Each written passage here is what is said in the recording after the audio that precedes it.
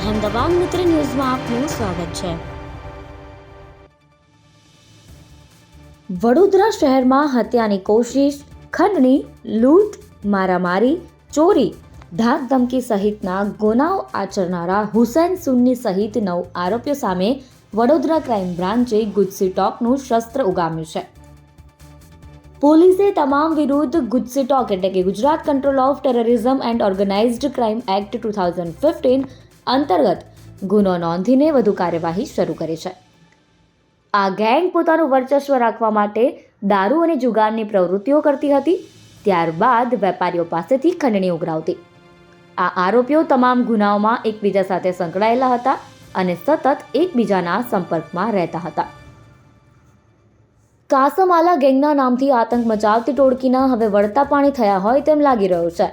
પોલીસે આરોપીની 8 આરોપીની ધરપકડ કરીને એક આરોપી હાલ જેલમાં છે, તેની પણ પોલીસ ટ્રાન્સફર વોરંટથી ધરપકડ થશે। આરોપીઓના ગુનાહિત ઇતિહાસના કારણે નાગરિકો ડરના માર્યા તેમના વિરુદ્ધ ફરિયાદ કરવાનું ટાળતા હોવાનું પણ ધ્યાને આવ્યું હતું। આરોપીઓ દ્વારા જુગાર અને વિદેશી દારૂની ગેરકાયદે પ્રવૃત્તિઓ પણ કરવામાં આવતી હોવાનું ધ્યાને આવ્યું હતું। 1 જાન્યુઆરી 2019 બાદ આ ટોળકીના સભ્યો દ્વારા ગુનાખોરી ચાલુ રાખવામાં આવી હતી।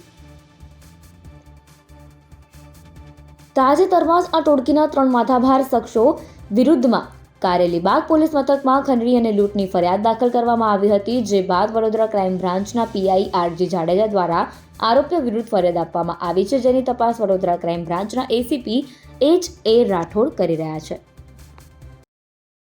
અહેમદાબાદ મિત્ર ન્યૂઝની યુટ્યુબ ચેનલને સબસ્ક્રાઇબ કરો અને બેલ આઇકોન જરૂરથી દબાવો, જેથી દરેક મહત્વના વિડીયોની નોટિફિકેશન તમને મળતી રહે।